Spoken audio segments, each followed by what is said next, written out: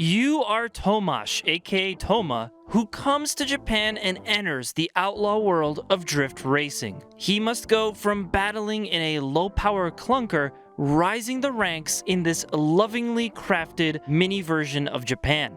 Gaming Factory's JDM, Japanese Driftmaster, is Initial D meets Need for Speed Underground 2. And it is the best love letter to the sport and culture of Japanese drift racing of 2025. The game launches today, and there's a whole lot to unpack. But before we get through with the rest of this first look, I just want to remind everyone, hit that like button, hit that subscribe button. It helps us out a whole great deal. Now with that out of the way, let's get started.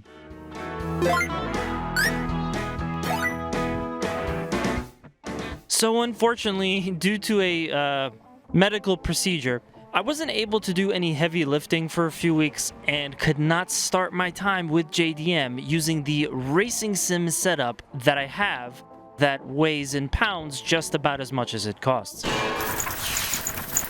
Which is a shame because I'm a race sim guy. I want to play the racing game in the race sim style. In case you guys didn't notice, I'm the race sim guy on the channel. So when Gaming Factory provided the channel with a review code for the game, I had to dig deep and find some other way that I could sink my teeth into this experience. That is when my trusty old X-Bone controller entered the fold. Luckily, JDM Japanese Driftmaster was designed to be as accessible as possible. It is accessible to both the enthusiast race sim as well as the arcade racer audiences. And as we'll see, the game has plenty of good options for fine-tuning your experience whether you want to use a controller or a race rig. To start, you can choose, well, a standard game controller, or you can go with your super beefed up, highly Instagrammable race sim rig that only cost you your arm and refinancing your firstborn child. Needless to say, this game gives you options.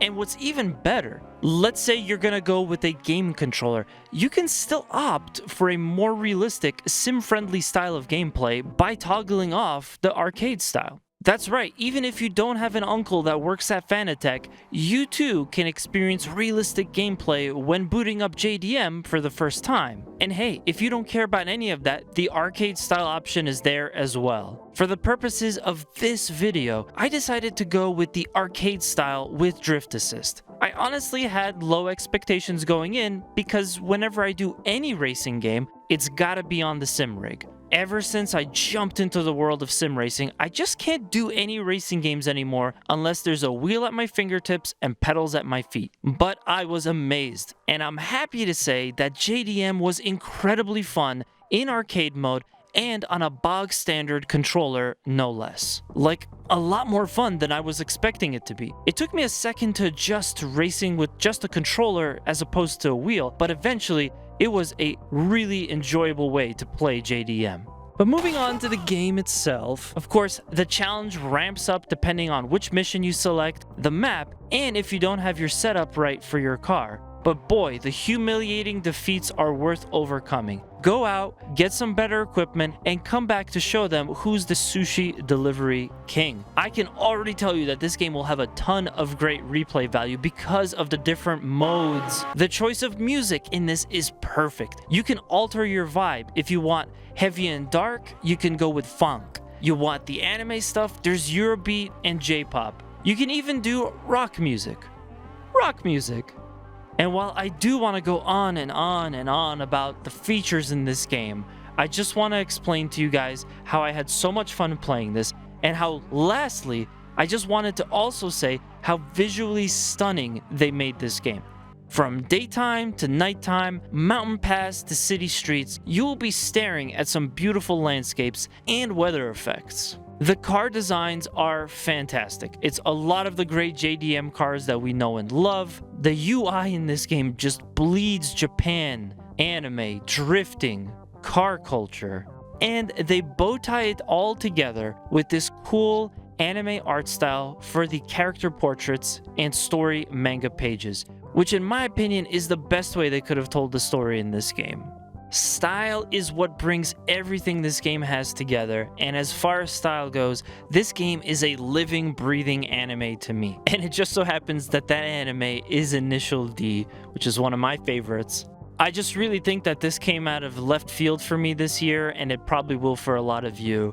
But there's still more to come. The game is out today, and we want to thank Gaming Factory for the code allowing us to get a taste of JDM Japanese Drift Master.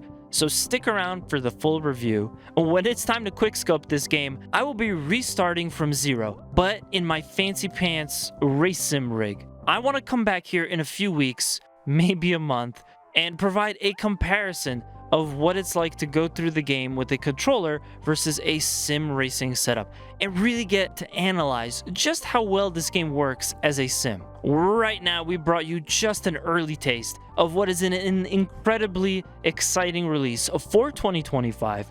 If you're a casual racing fan, an anime fan, or even if you go all the way to bolt thousands of dollars of sim equipment together on a tube frame chair to get that next level experience, you will find plenty to love about this title from Gaming Factory.